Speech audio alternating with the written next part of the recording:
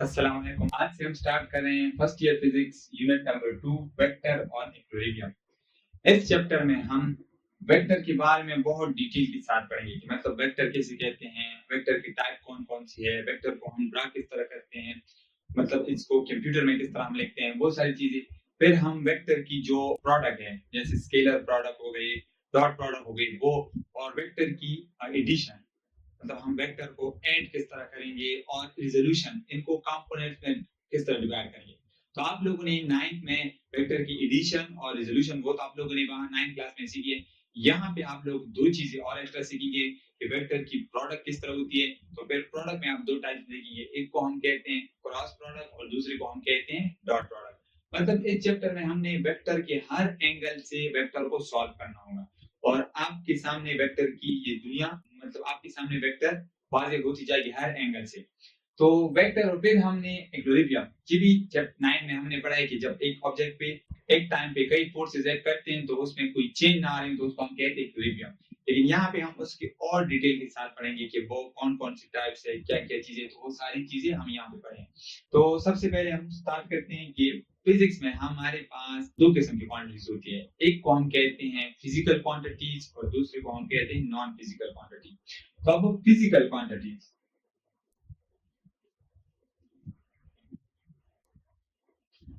वो तमाम क्वांटिटीज जिसकी हम पैमाइश कर सकते हो तो उनको हम कहते हैं फिजिकल क्वांटिटी। अब फिजिकल क्वांटिटीज में आपके पास क्या होते हैं, एक यूनिट होती है और एक मैग्नीट्यूड होती है, मतलब दो चीजें मिलकर आपके पास क्या बनाती है, फिजिकल क्वांटिटीज। लेकिन बाज दफा हमारे पास ऐसा होता है कि आपके पास यूनिट भी मौजूद होती है और मैग्नीट्यूड भी मौजूद होती है, लेकिन आपको अच्छी तरीके से वो जो बंदा जो बात कहना चाहते हैं वो उनकी समझ नहीं आती। जैसे मिसाल के तौर पर कोई आपको कहे कि आपके लिए 200 मीटर फासले पे आपके लिए खड़े और आपका वेट कर रहे हैं, तो आप तो पूछेंगे ना कि वो लेफ्ट साइड पे है या राइट साइड पे है, आगे या पीछे, किस डायरेक्शन पे है।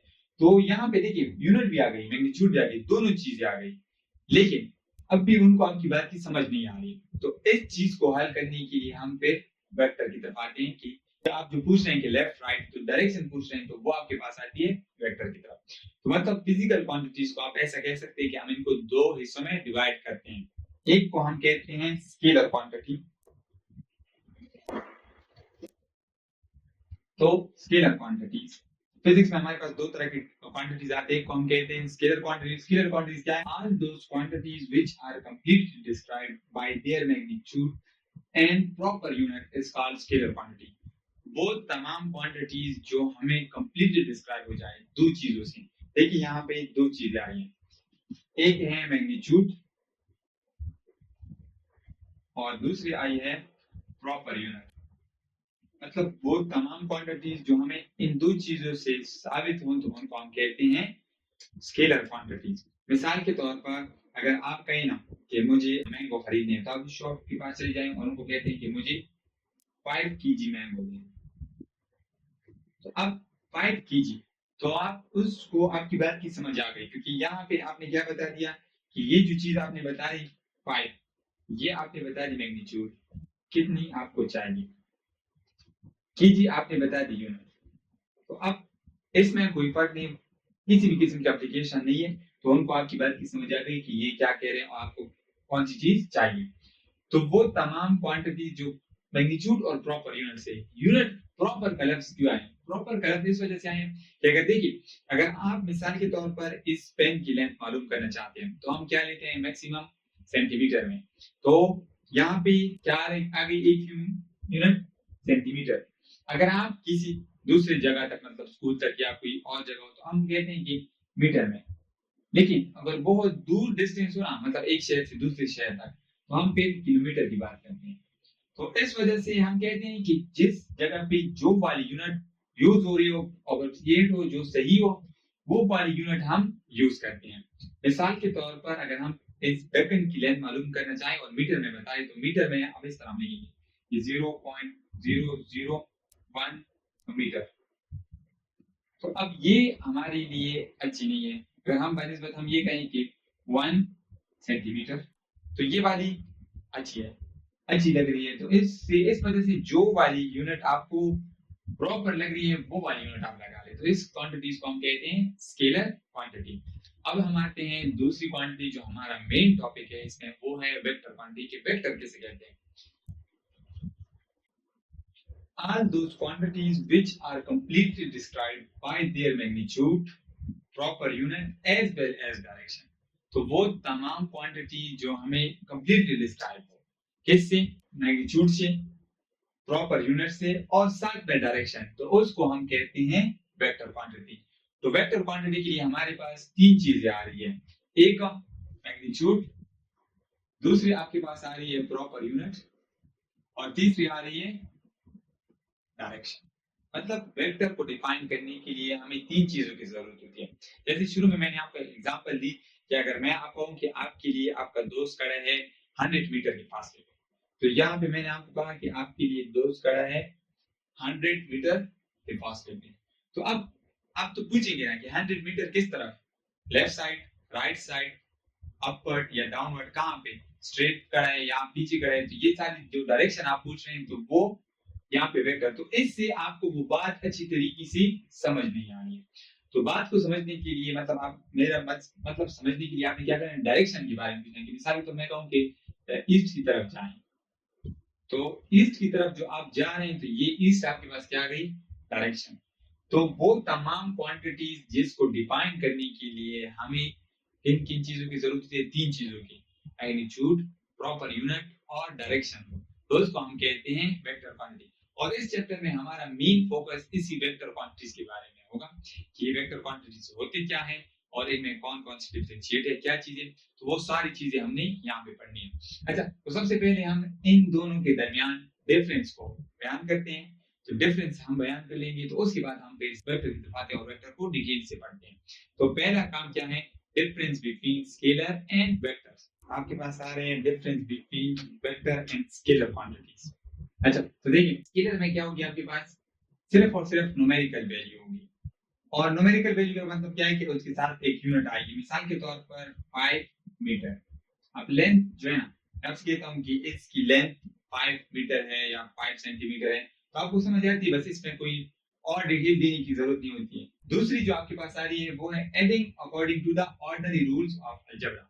जो हमारे पास रियल लाइफ में अलजेब्रा की रूल्स है उसके मुताबिक हम इसको ऐड कर सकते हैं। जैसे अगर आप दुकानदार के पास चले गए और आपने 5 केजी शुगर ले आके आए और दोबारा चले गए और 5 केजी और लेके आ गए, तो अब आपके पास टोटल कितने हैं, 10 केजी। तो ये आम अलजेब्रा की मदद से हम इसको ऐड कर सकते हैं, इसमें कोई रूल वगैरह नहीं लगते। तो ये चीज आपके पास आती है स्केलर क्वांटिटी। स्केलर क्वांटिटीज की दो चीजें हैं, मतलब दो पॉइंट्स हैं, एक आपके पास न्यूमेरिकल वैल्यूज की होगी और दूसरी adding according to the ordinary rules of algebra. जब हम वेक्टर की तरफ आते हैं तो वेक्टर में कुछ चीजें याद है। पहली चीज, इसकी भी न्यूमेरिकल वैल्यू तो मस्ट है। दूसरी जो मेन चीज आ रही है इसके साथ क्या होगी, डायरेक्शन होगी। तीसरी, ये वाली बहुत अहम है, ओबे वेक्टर लॉ ऑफ एडिशन। मतलब क्या करेगी, ये वेक्टर लॉ को ओबे करेगी। क्या मतलब, मिसाल के तौर पर वेक्टर क्या होगा, वेक्टर में आपके पास 5 newton plus 5 newton is equal to 8 newton भी आ सकता है, इसके साथ 7 न्यूटन भी आ सकता है, 12 न्यूटन भी आ सकता है। तो ये चीज डिपेंड करती है डायरेक्शन पे कि ये किस डायरेक्शन में लग रही है। मिसाल के तौर पर अगर मैं कह रहा हूँ कि 5 न्यूटन इधर लग रही है और 5 न्यूटन इधर लग रही है, तो अब यहाँ पे ये जो बन रही है ये तो 10 के बराबर नहीं बन रही, रिजल्टेंट तो यही होता है। तो वेक्टर जो ओबे करे, वेक्टर लॉ ऑफ एडिशन को ओबे करे, तो वो फिर आपके पास वेक्टर होगी। कुछ ऐसी क्वांटिटीज होगी जिसके पास न्यूमेरिकल वैल्यू भी होगी और डायरेक्शन भी होगा, लेकिन वो फिर भी आपके पास वेक्टर नहीं होगी। तो उस एग्जांपल की तरफ आते हैं कि वो कौन सी क्वांटिटी है। और फिर आपके पास आते हैं adding according to the vector law of addition. मतलब इसको हम ऐड करेंगे, वेक्टर लॉ ऑफ एडिशन के बगैर ये ऐड नहीं हो सकती। Vector law of addition head to tail rules आपने पढ़े हैं, तो उसके मुताबिक हमने इसको ऐड करना होगा, अदरवाइज ये ऐड नहीं हो सकती। आपको मैं बताऊं कि मैंने आपको कहा था कि ऐसी क्वांटिटीज में जिसके पास नंबर भी होंगे, न्यूमेरिकल वैल्यू भी होंगी और डायरेक्शन भी होगा, लेकिन वो फिर भी वेक्टर नहीं होगी। जैसे कि इलेक्ट्रिक करंट आपके पास एक स्केलर क्वांटिटी है, इसकी डायरेक्शन भी है, करंट एक खास डायरेक्शन में फ्लो करती है ना, आपको पता है कि वो प्लस से नेगेटिव की तरफ जाती है, या अगर ये कन्वेंशनल करंट आप ले रहे हैं, अगर आप एक्चुअल करंट ले रहे हैं तो वो नेगेटिव इलेक्ट्रॉन फ्लो कर रहे हैं, तो वो तो आपके पास है। तो लेकिन ये फिर भी आपके पास स्केलर क्वांटिटी, क्यों?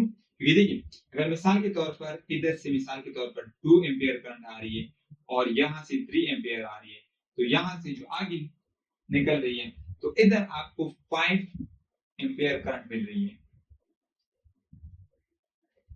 जो कि वेक्टर लॉ ऑफ एडिशन के मुताबिक क्या है, गलत है। क्योंकि वेक्टर लॉ ऑफ एडिशन में हम इधर एंगल की जिक्र करेंगे और एंगल इसकी क्या बने, उस हिसाब से आपकी जो मैग्नीट्यूड है वो चेंज होती रहती है। तो यहाँ पे इलेक्ट्रिक करंट आपके पास इसकी खास डायरेक्शन है, इस डायरेक्शन में आ रही है, इस डायरेक्शन में और इस डायरेक्शन में जा रही है, लेकिन ये फिर भी आपके पास क्या है, एक स्केलर क्वांटिटी है, क्योंकि ये चीज प्रूफ नहीं कर रही है। तो मतलब क्या है कि आपके पास अगर कोई वेक्टर क्वांटिटी है तो उसने ये वाला थर्ड वाला जो ला है और रूल है ये जरूर ओबे करना होगा। अगर ये ओबे नहीं करेगी, चाहे उसके पास डायरेक्शन भी हो, वो फिर भी आपके पास क्या होगी, स्केलर क्वांटिटी होगी। तो ये दो तो जरूर देखेंगे और उसके बाद थर्ड वाला देखेंगे। अगर ये वाला नहीं है, ये दोनों भी है, फिर भी आपके पास कौन सी क्वांटिटी है, स्केलर क्वांटिटी। तो ये आपके पास आ गई वेक्टर और स्केलर में डिफरेंशिएट। मतलब स्केलर में क्या है, एक न्यूमेरिकल वैल्यू होती है और एक यूनिट होती है और उसके साथ और एडिंग हम उसको आम अलजेब्रा रूल की मदद से ऐड करते हैं। यहाँ पे हम आते हैं तो वेक्टर में न्यूमेरिकल वैल्यू भी होगी, डायरेक्शन भी होगा और ये आपके पास ओबे करेगी लॉ ऑफ वेक्टर एडिशन। अगर लॉ ऑफ वेक्टर एडिशन ओबे नहीं करेगी तो फिर ये आपके पास क्या होगी, वेक्टर क्वांटिटी नहीं होगी। और इसके साथ adding according to the vector law of addition, और ये चीज भी प्रूव करेगी। तो ये बात आप नोट रखें कि all vector quantities have direction. तमाम वेक्टर क्वांटिटीज क्या होगी, डायरेक्शन मस्ट होगी। लेकिन ये चीज जरूरी है कि all quantities have direction are not vectors. मतलब तमाम क्वांटिटीज जिनका डायरेक्शन हो वो आपके पास क्या होगी, वेक्टर नहीं होगी। जैसे मैं मिसाल के तौर पे आपको बता दूं, एक आपके पास करंट हो गया, दूसरी प्रेशर। प्रेशर भी डिपेंड करती है फोर्स पर यूनिट एरिया पे। ये भी आपके पास कभी कभी वेक्टर क्वांटिटी आ सकती है और उसके साथ फोर्स तो ऑलरेडी वेक्टर है, लेकिन ये दोनों आपके पास क्या है, एक स्केलर क्वांटिटी। और प्रेशर भी लगाने तो एक खास डायरेक्शन में लगाने की, इस डायरेक्शन से मैं इसको प्रेशर दे रहा हूँ, लेकिन ये फिर भी प्रेशर आपके पास क्या है, एक स्केलर क्वांटिटी है। तो मतलब अगर किसी क्वांटिटी का डायरेक्शन हो लेकिन वो अगर लॉ ऑफ इस चीज को ओबे नहीं करेगी तो वो फिर किस में आएगी, स्केलर में आएगी। तो ये बात बहुत इंपॉर्टेंट है कि तमाम वेक्टर क्वांटिटीज का डायरेक्शन तो होगा, लेकिन कुछ ऐसी क्वांटिटीज भी हमारे पास है जिनकी डायरेक्शन है लेकिन वो फिर भी वेक्टर नहीं है। ठीक है, तो ये था इनका डिफरेंस। अब आप आगे बढ़ते हैं तो अब हम डिफाइन करेंगे वेक्टर की रिप्रेजेंटेशन, मतलब वेक्टर को हम रिप्रेजेंट कैसे करेंगे। तो याद रहे कि हम वेक्टर में हमेशा वेक्टर को रिप्रेजेंट करते हैं दो तरीकों से। एक हम कंप्यूटर वगैरह लैपटॉप वगैरह में कोई चीज आर्टिकल वगैरह लिखते हैं तो वहां पे वेक्टर की हमें जरूरत आती है। दूसरा हम हाथ की मदद से, मतलब यहाँ पे पेज वगैरह पे आप जब लिखते हैं तो वहां पे तो कंप्यूटर नहीं होती, तो आप हाथ में किसी भी पेपर वगैरह पे लिख रहे हैं तो उस पे आप लिखते हैं। तो अब इसकी रिप्रेजेंटेशन भी दो तरह की बनती है। अगर आप कंप्यूटर की मदद से लिखते हैं तो आपने किस तरह लिखना होगा, उसको बोल्ड लिखना होगा। बोल्ड किस तरह, मिसाल के तौर पर तो ये ई है, इसको आपने बोल्ड करके लिखा तो इससे पता चलेगा कि ये क्या है, वेक्टर की रिप्रेजेंटेशन। अगर आपने सिर्फ इस तरह लिखा है तो ये फिर वेक्टर नहीं हो सकता, वो कुछ और समझेंगे। जब आपने बोल्ड करके लिखा होगा तो उनको समझ आ जाएगी कि ये क्या है, एक वेक्टर क्वांटिटी है। चाहे शॉर्ट में भी हो, ये जरूरी नहीं है, लेकिन अगर बोल्ड है तो बोल्ड का मतलब क्या है कि वो आपके पास क्या गई, एक वेक्टर क्वांटिटी है। लेकिन अगर आप हाथ की मदद से लिखते हैं तो हाथ की मदद से हम क्या करते हैं कि वेक्टर के ऊपर एरो डाल देते हैं, कोई भी वेक्टर हो तो एरो रिप्रेजेंट करता है कि ये चीज क्या है, आपके पास एक वेक्टर क्वांटिटी है। सही है, वेक्टर क्वांटिटी हम इस चीज की मदद से हम इस पे ड्रा करते हैं। दूसरी चीज, ये जो चीज आ गई इसको हम कहते हैं symbolic representation of vector. Symbolically हम दो तरह की, कंप्यूटर की मदद से और एक हाथ की मदद से। अब दूसरी आती है ग्राफिकल रिप्रेजेंटेशन।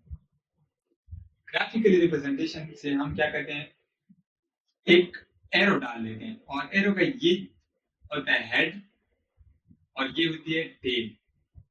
अब हमें ये दो चीजें बताती है, एक ये जो एरो की लेंथ है ये हमें बताती है मैग्नीट्यूड, दूसरी हेड हमें बताती है डायरेक्शन। तो ये चीज इसकी ग्राफिकल रिप्रेजेंटेशन है। ग्राफिकली हम एरो की मदद से हमें दो चीजें बताती है, एक हमें बताती है डायरेक्शन, दूसरी मैग्नीट्यूड की मिकदार। मतलब अगर आप इस तरह बड़ा वेक्टर ड्रा करेंगे तो इसका मतलब क्या है कि इसकी मैग्नीट्यूड ज्यादा है और डायरेक्शन किस तरफ है, अपवर्ड है। और अगर इस तरह का हो तो इससे पता चलेगा कि ये इसकी डायरेक्शन क्या है, डाउनवर्ड है। और डाउनवर्ड जब हम डाल लेते हैं और इसकी मैग्नीट्यूड भी कम है, तो ये कोई फोर्स है जो डाउनवर्ड लग रही है और इसकी मैग्नीट्यूड कम है। तो दो तरह की हमारे पास रिप्रेजेंटेशन आ गई कि हमने एक को हमने कहा कि कंप्यूटर की मदद से बोल्ड फेस हम लिखते हैं, दूसरा हम हाथ की मदद से लिखते हैं, और दूसरा जो है वो आपके पास क्या है, ग्राफिकल रिप्रेजेंटेशन। तो ग्राफ की मदद से हम इसको रिप्रेजेंट करते हैं। ठीक, अब हम कहते हैं कि वेक्टर को हम ड्रा किस तरह करेंगे।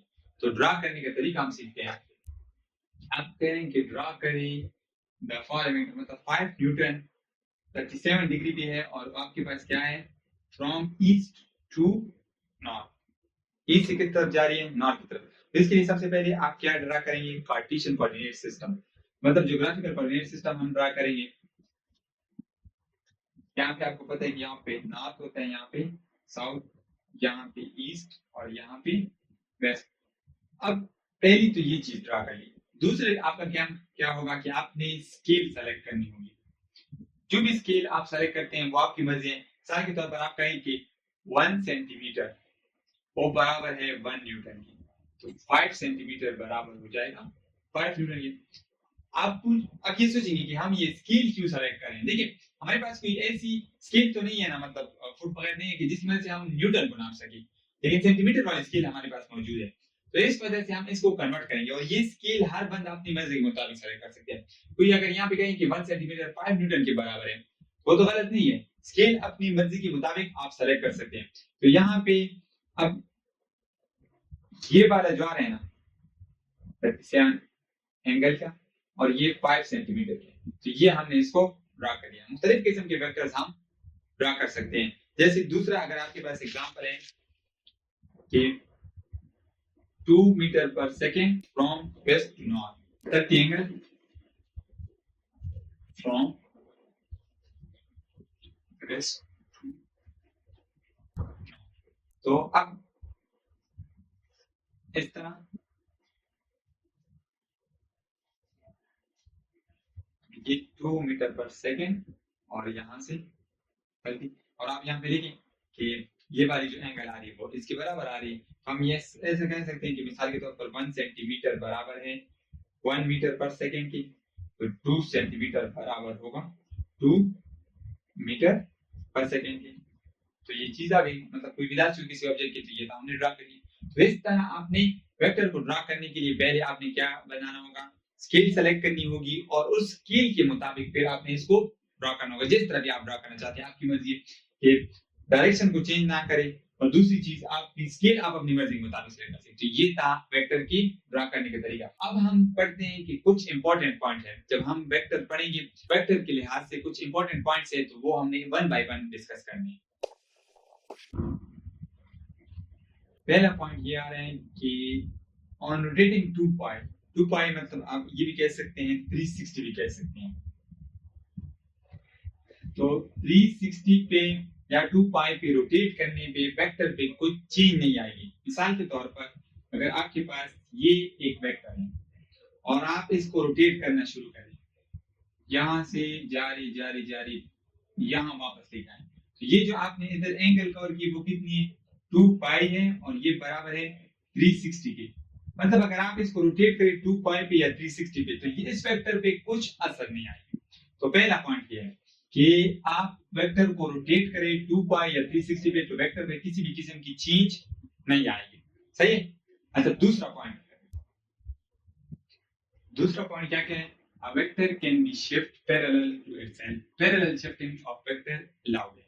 मतलब वेक्टर को अगर आप एक जगह से दूसरी जगह शिफ्ट कर रहे हैं, पैरेलल का क्या मतलब है कि आप उसकी डायरेक्शन को चेंज नहीं करें, मतलब एंगल को चेंज नहीं करें, तो ये आपके पास अलाउड है। जैसे अब एक वेक्टर इधर है इस डायरेक्शन में और मैं यहां से इसको शिफ्ट कर रहा हूं, इधर लेके जा रहा हूं, इसी सेम डायरेक्शन पे और सेम एंगल पे सेम मैग्नीट्यूड की, कुछ भी चेंज नहीं कर रहा हूं, तो ये चीज वेक्टर में अलाउड है। मतलब आप इसको शिफ्ट कर सकते हैं, एक जगह से दूसरी जगह लेके जा सकते हैं, और इसी शिफ्टिंग की वजह से हम इसकी एडिशन वगैरह वो सारी चीजें हम करते हैं। तो ये शिफ्टिंग आपके पास वेक्टर की अलाउड है, आप इसमें किसी भी किस्म के रूल वगैरह नहीं लगते। ये 2 पॉइंट्स हो गए। पहला point rotating of vector 2 pi does not change, मतलब आप चेंज रोटेट करेंगे 360 पे तो उसमें किसी भी किस्म की चेंज नहीं आएगी। दूसरा, अगर आप वेक्टर को पैरेलल शिफ्ट करें तो उस वेक्टर में कोई फर्क नहीं आता। तो ये दो पॉइंट्स हो गए। तो तीसरा पॉइंट क्या है कि the angle between two vector is the smaller of the two angles. तो वेक्टर को जब हम ज्वाइन करेंगे तो वहां पे दो एंगल बनेंगे, एक बड़ी होगी और एक छोटी होगी। आपने हमेशा छोटी वाले एंगल लेनी है। स्मॉलर एंगल जो उन दोनों में जो छोटी है between the vector when they are joined, जब जॉइन हो किस तरह, टेल टू टेल जॉइन हो और उनमें जो छोटी एंगल बनेगी वही हमने ली है। मिसाल के तौर पर एक वेक्टर ये है और दूसरा वेक्टर ये है। अब यहाँ पे जो एंगल बन रही है वो बन रही है 100 और यहाँ पे जो बन रही है वो आपके पास इस साइड बने 210 बन रही है मिसाल के तौर पर। तो अब कोई आपसे पूछे कि इसमें एंगल कितनी है तो आपने बतानी होगी 100 डिग्री। इन दोनों में से जो छोटी एंगल होगी वो आपने लेनी है हमेशा। और जॉइन किस तरह, देखिए टेल टू टेल जॉइन है। अगर इस तरह भी आपके पास आ जाए कि एक वेक्टर ये है और दूसरा ये है, अब आपसे कोई पूछे कि इसमें एंगल कौन सी है तो अब आप यहाँ पे नहीं बता सकते। आपने क्या करना होगा, इस वेक्टर को शिफ्ट करना होगा। कैसे, ये वेक्टर इधर है, इसी डायरेक्शन पे टेल को इधर लेके आए। अब एक एंगल ये बन रही है और एक एंगल ये बन रही है। अगर मिसाल के तौर पर ये अंदर वाली जो एंगल है ये बनेगी 110 और ये बन रही है 220। तो अब आपके पास एंगल जो है वो बराबर है 110 डिग्री के बराबर, क्योंकि हमने कहा है कि ये तीसरा पॉइंट है कि हम वेक्टर में वो वाली एंगल लेंगे जो उसमें स्मॉलर हो। तो स्मॉलर टेल टू टेल जब ज्वाइन होगी तो टेल टू टेल ज्वाइन होने के बाद जो स्मॉलर एंगल होगी वो आप काउंट करेंगे। तो यहाँ पे हम एंगल क्यों नहीं लिख सकते, क्योंकि यहाँ पे टेल टू टेल ज्वाइन नहीं है। ये भी इसका भी हेड है और इसका, मतलब यहाँ पे ये ज्वाइनिंग हुई है वो हेड टू हेड ज्वाइनिंग हुई है, इस वजह से यहाँ पे एंगल हम नहीं ले सकते। पहले आप इसको शिफ्ट करेंगे तो फिर जो एंगल बनेगी आप काउंट करेंगे। आगे जाके हम एंगल बनाने का तरीका सीखेंगे तो वो सारी चीजें हम यहाँ पे फिर लगाएंगे। तो ये इंपॉर्टेंट पॉइंट थी तीन वेक्टर के बारे में। पहला पॉइंट क्या था कि जब आप उनको 2 पाई पे, पहला पॉइंट था कि जब आप उनको 2 पाई पे रोटेट करते हैं तो वेक्टर में किस किस्म की चेंज नहीं आती। दूसरा पॉइंट आपके पास था शिफ्टिंग ऑफ वेक्टर्स, ये अलाउड है। तीसरा ये वाला। अब हम पढ़ते हैं टाइप्स ऑफ वेक्टर।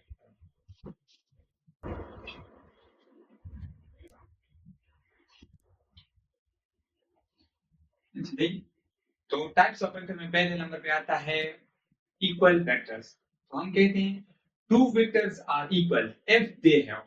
आपके पास दो वेक्टर कब इक्वल होंगे, जब उनकी चीज क्या होगी, दो कंडीशन को प्रूव करेंगे। सेम डायरेक्शन, डायरेक्शन भी क्या हो वो भी सेम हो, और सेम यूनिट्स, दूसरी चीज क्या हो उनकी यूनिट्स भी क्या हो सेम हो, तब हम कहते हैं कि ये क्या है वेक्टर इक्वल है। मिसाल के तौर पर अगर हम इस तरह कहें कि 2 मीटर पर सेकेंड, ए कितनी है 2 मीटर पर सेकेंड, और बी आपके पास है 2 मीटर पर सेकेंड। यहाँ पे डायरेक्शन इसकी क्या बन रही है ईस्ट और इसकी भी क्या बन रही है ईस्ट।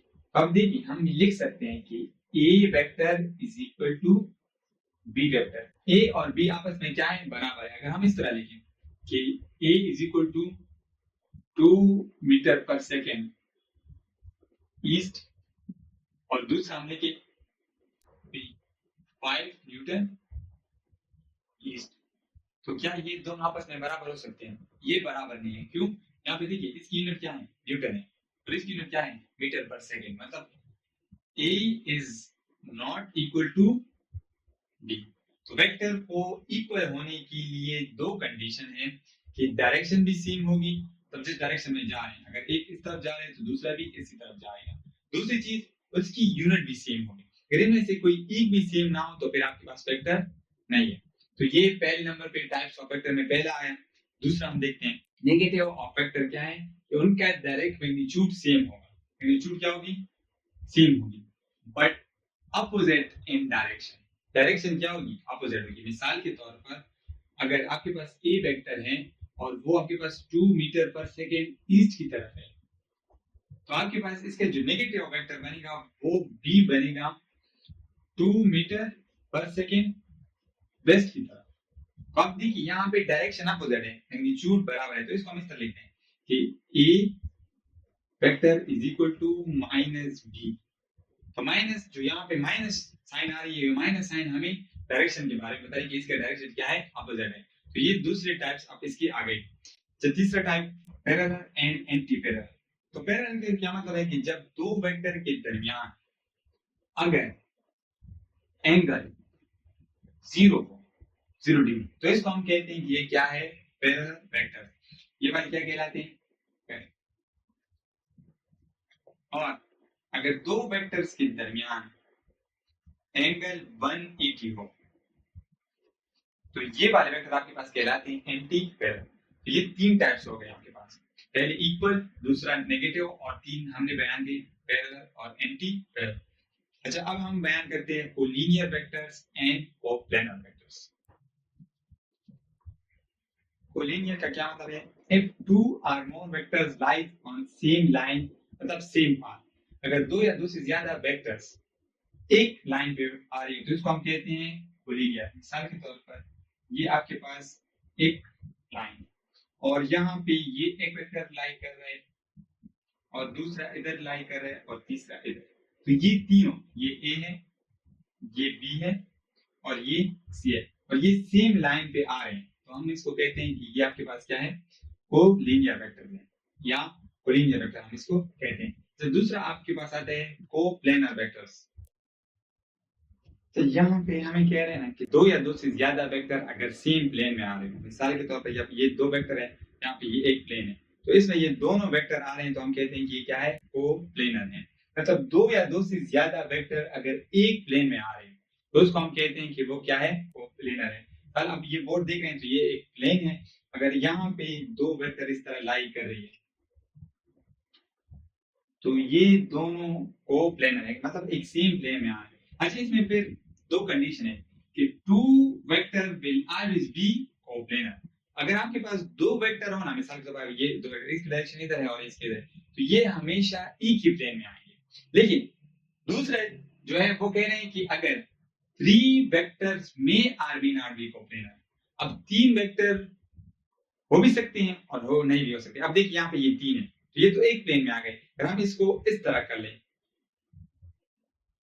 अब ये देखिए ये वाले सेम प्लेन में नहीं है, ये दोनों एक में आ रहे हैं, ये दोनों एक पे आ रहे हैं। अगर हम एक प्लेन में तो कंसीडर, इन दोनों को अलग कंसीडर करेंगे, इन दोनों को अलग कंसीडर करेंगे, मतलब तीन आपके पास एक वेक्टर प्लेन में हो भी सकते हैं और नहीं भी हो सकते। अगर हम इस तरह ले लें, तो अब ये देखिए इस तरह जब हम ले रहे हैं तो ये तीनों एक ही प्लेन में आ रहे हैं, एक ही प्लेन में आ रहे हैं। लेकिन अगर हम सिर्फ डायरेक्शन को चेंज करें, तो अब ये देखिए ये दो एक प्लेन में आ रहे हैं, ये दो अलग में आ रहे हैं, ये दोनों अलग में आ रहे हैं। एक प्लेन में ये तीनों नहीं आ सकते। अगर हम एक प्लेन ले लें तो यहाँ पे ये वाली प्लेन ले लें तो ये वाली आउट है, अगर ये प्लेन ले लें तो ये वाली आउट है, अगर ये प्लेन ले लें तो ये वाली आउट है। तो इस वजह से हम कहते हैं कि थ्री वेक्टर्स हो भी सकते हैं और नहीं भी हो सकते। तो ये था, मतलब आपने कोप्लेनर और प्लेनर कोलिनियर को समझ लिया। अब हम समझते हैं कंकरेंट वेक्टर्स। कंकरेंट फोर्सेस किसे कहते हैं, टू और more vector interacting at a same point, या दो टू और more vector whose line of action interact at a common point, इसको हम कहते हैं कंकरेंट। जैसे अब मिसाल के तौर पर एक ये वेक्टर है और एक ये वेक्टर है और एक ये वेक्टर है, तो ए बी सी ये तीनों वेक्टर है ना, और एक पॉइंट पे ये वाले इनके कॉमन पॉइंट बने इधर इंटरेक्ट कर रहे हैं, तो इसको हम कहते हैं कंकरेंट वेक्टर्स, या इनका पॉइंट ऑफ इंटरेक्शन भी सेम हो। मिसाल के तौर पर लाइन ऑफ एक्शन, एक ये वेक्टर है और एक ये वेक्टर है, एक ये है और एक ये है। तो अब देखिए इनका लाइन ऑफ एक्शन ये बन रहा है, इनका लाइन ऑफ एक्शन ये बन रहा है, इसका लाइन ऑफ एक्शन ये बन रहा है और इसका ये बन रहा है। तो ये एक पॉइंट पे तमाम आके मिल रहे हैं, तो ये वन है, ये टू वेक्टर है, ये तीसरा है और ये चौथा। इनका लाइन ऑफ इंटरेक्शन भी अगर सेम हो तो इसको भी हम कहते हैं कंकरेंट फोर्सेस। दो या दो से ज्यादा फोर्सेस अगर एक पॉइंट पे इंटरेक्ट करें वो भी कंकरेंट होते हैं, अगर उनका लाइन ऑफ एक्शन भी सेम आ रहा हो तो वो भी आपके पास क्या होते हैं, कंकरेंट वेक्टर्स होते हैं। इसको अच्छी तरीके से सीखिए क्योंकि हम इस चैप्टर में इसका इस्तेमाल सबसे ज्यादा करेंगे। ऐसा वेक्टर जिसका मैग्नीट्यूड 1 हो तो उसको हम कहते हैं यूनिट वेक्टर। तो यूनिट वेक्टर को हम ए कैप से रिप्रेजेंट करते हैं और बढ़ती हुई है ए कैप, और ये जो है ना ये क्या होती है आपके पास यूनिट वेक्टर के जो होते हैं vector divide by x magnitude. तो इससे जो चीज आती है वो आपके पास क्या बनती है, यूनिट वेक्टर। जब आप वेक्टर को उसकी मैग्नीट्यूड पे डिवाइड कर लेते हैं तो वो आपके पास क्या आता है, यूनिट वेक्टर। और दूसरी बात जो सबसे अहम बात है, यूनिट वेक्टर की मैग्नीट्यूड तो 1 होती है, तो हम इसको यूज कर कहां पे करते हैं, तो इसका सबसे ज्यादा यूज है और इस सिर्फ एक ही यूज है, और वो क्या है कि वो सिर्फ और सिर्फ डायरेक्शन हमें बताती है, और हर वेक्टर के साथ यूनिट वेक्टर आएगा। मतलब इस्तेमाल हम इसका बहुत ज्यादा करते हैं, लेकिन सिर्फ किस चीज के लिए इस्तेमाल होती है, सिर्फ और सिर्फ ये आपको डायरेक्शन बताएगी। आई जे के जो आपके पास 3 डायमेंशन है, जब हम आगे जाके पढ़ेंगे वो 3 डायमेंशन में आते हैं, तो वो आपके पास सिर्फ और सिर्फ आपको क्या बताएगी, इस वेक्टर की डायरेक्शन ये है। तो ये वेक्टर की यूनिट वेक्टर का इस्तेमाल। लास्ट वाला है जीरो और नल वेक्टर। नल वेक्टर वो वेक्टर जिसका मैग्नीट्यूड 0 हो और उनका डायरेक्शन कुछ भी हो सकता है। मैग्नीट्यूड 0 है, इस वजह से हम इसको वेक्टर कहते हैं कि उनका डायरेक्शन है, लेकिन मैग्नीट्यूड 0 हो गई तो डायरेक्शन कुछ भी हो सकता है। अच्छा, इसके इस्तेमाल हम जब प्रोडक्ट ऑफ वेक्टर में जाएंगे तो वहां पे करेंगे, वहां पे इसका यूज आएगा। लेकिन आप सिर्फ ये बताएं कि इसकी आपको सिर्फ इतना पता हो कि ये उसका मैग्नीट्यूड क्या होता है, 0 होता है, और उसकी डायरेक्शन कुछ भी किसी भी सीमा में। अब एक पॉइंट है तो पॉइंट इधर भी जा सकता है, इधर भी जा सकता है, इधर, तो किसी भी डायरेक्शन में जा सकती है। तो ये था वेक्टर की मतलब इंट्रोडक्शन के लेवल पे। अब कल हम जब इस तरह इंशाल्लाह इसके एडिशन वगैरह वो सारी चीजें हम डिटेल के साथ करेंगे। ये था आज का लेक्चर। अगर इस हवाले से कोई क्वेश्चन हो तो हमें कमेंट सेक्शन में जरूर बताइए। ओके, अल्लाह हाफिज।